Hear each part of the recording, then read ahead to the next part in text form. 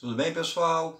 Aqui quem fala com vocês é o Guilherme Carvalhal e no vídeo de hoje nós vamos dar continuidade à nossa série falando sobre o movimento tenentista. Então, já deixa aí a sua clicada em curtir e se inscreva para acompanhar o nosso conteúdo.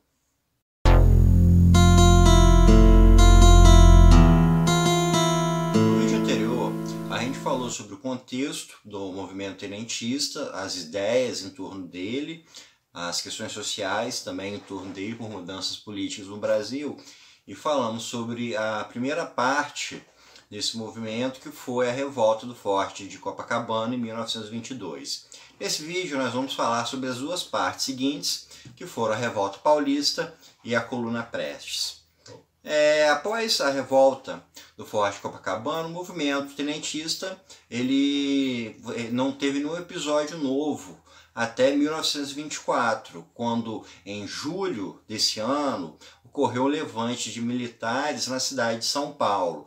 E dessa vez o movimento contou com um nome de peso, que foi o general Isidoro Dias Lopes, ou seja, um militar de alta hierarquia dentro das Forças Armadas. Esse novo levante tinha as mesmas propostas no movimento de 1922, que era uma mudança política no país, uma mudança de governo, propostas de mudanças sociais, como de universalização da educação primária, voto secreto, entre outras medidas. Esse levante levou a uma série de conflitos dessas tropas rebeldes com as tropas legalistas na cidade de São Paulo durante 3 semanas, e foi um conflito que causou um dano considerável, porque a cidade de São Paulo chegou a ser bombardeada durante os conflitos. A força desse movimento rebelde não fez frente ao poder das tropas legais, então esse movimento durou apenas 3 semanas. E após essas 3 semanas, os revoltosos eles saíram de São Paulo e marcharam em direção ao Paraná. Em outubro de 1924, no Rio Grande do Sul, começou um novo movimento de militares, um movimento revoltoso, dessa vez liderado pelo tenente Luiz Carlos Prestes. Esse movimento também tinha as mesmas ideias, essas mesmas propostas, e entrou em conflito com as tropas legalistas no Rio Grande do Sul. E da mesma forma como em São Paulo, os grupos revoltosos não conseguiu fazer frente às tropas legalistas e também iniciou uma movimentação em direção ao norte. E essas tropas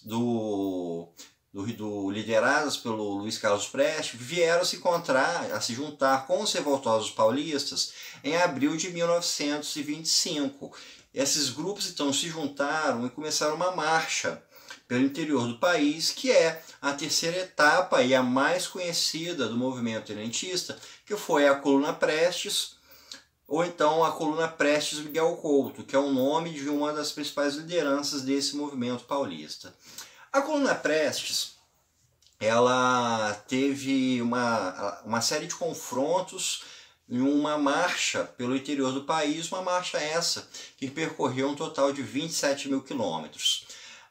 O modelo de combate ele foi um modelo de combate imóvel, porque como as tropas revoltosas estavam em minoria tanto em número de homens quanto em questão de suprimentos, de equipamentos, de armas, de munição, uma guerra fixa seria automaticamente uma derrota. Então essas tropas precisavam estar em constante movimento. Então a gente pensar essa Coluna Prestes é pensar que é um grupo revoltoso marchando pelo interior do Brasil, e nessa marcha foram ocorrendo diversos conflitos ao longo do caminho. A gente pensar em questão de um pouco de estratégia militar, a Primeira Guerra Mundial ela foi caracterizada pela guerra fixa. A imagem que a gente tem da Primeira Guerra Mundial são de enormes trincheiras, são de combates estáticos, em que os dois lados oponentes da guerra são cada um dentro de sua trincheira tentando alguma brecha para entrar no espaço do outro. Essa guerra móvel que caracterizou a Coluna Prestes, ela foi muito forte na Segunda Guerra Mundial, principalmente porque a estratégia das tropas de Hitler era uma estratégia de muito movimento. Então, a gente tem até uma noção de como o pensamento militar da coluna Prestes era até avançado para a sua época. A marcha da coluna Prestes, ela se encontrou no Paraná com os São Paulistas e ela foi pelo Mato Grosso do Sul, Mato Grosso, ela entrou indo por Goiás, depois em direção ao Nordeste, passou pelo Ceará, pela Paraíba, foi em caminho ao Sul, passou pela Bahia, chegou até o norte de Minas Gerais e ali chegou-se a uma conclusão de que estava na hora de terminar porque aquela movimentação não conseguiria se sustentar. E os revoltosos então acabaram indo para a Bolívia em caráter de exílio, e assim a coluna ela se dispersou. A proposta dessa coluna ela é um tanto quanto difusa. Por um lado, você tem um desejo de derrubar o governo e iniciar algo novo. Porém, o movimento militar por si só não tinha força para fazer frente às tropas legalistas. Um outro interesse que esse movimento tinha era de conseguir captar o apoio popular para que você tivesse algo maior, não apenas do ponto de vista militar, mas uma mobilização da própria sociedade em prol de alguma mudança. E isso também não foi algo que prevaleceu. Não, por onde a coluna Prestes passou, houve desde locais onde ela foi bem recebida e locais onde ela foi repudiada. Então, a própria capacidade também de mobilizar a sociedade, ela não foi tão eficiente assim. O movimento, em 1927, ele se dispersou, então a gente fala aí de cerca de 3 anos de movimentação militar a partir do momento em que teve a revolta em São Paulo. E esses militares, principalmente os cabeças dele, foram para o exílio e começou uma movimentação que daria curso a uma mudança um pouco depois.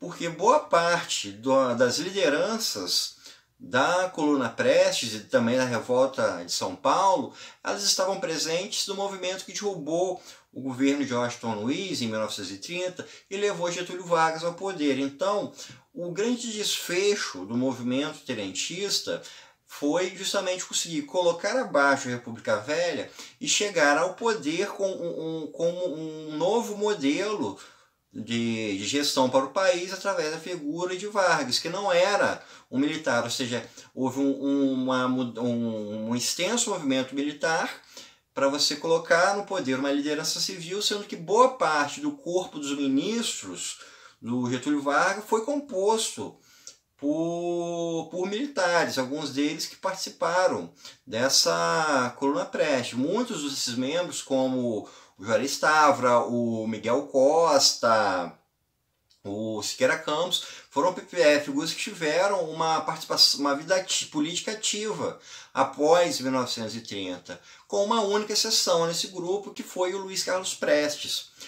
Durante a coluna Prestes, o Luiz Carlos Prestes ainda não tinha contato com o pensamento marxista. Foi apenas no exílio na Bolívia, e da Bolívia ele migrou para a União Soviética, que ele passou a ter contato com esse tipo de pensamento e ele se tornou um revoltoso mais radical, digamos assim. Ele chegou a ser convidado para participar do movimento de 1930, porém, como ele já estava sendo influenciado por esses movimentos mais extremos, com o comunismo propriamente dito, ele achou que aquela mudança que se propôs com Vargas em 1930 era insuficiente para mudar a realidade do Brasil. Então acabou que Prestes se tornou uma liderança comunista e acabou justamente se tornando, na década de 1930, um opositor ao regime do qual ele, no tenentismo, havia ajudado a estruturar.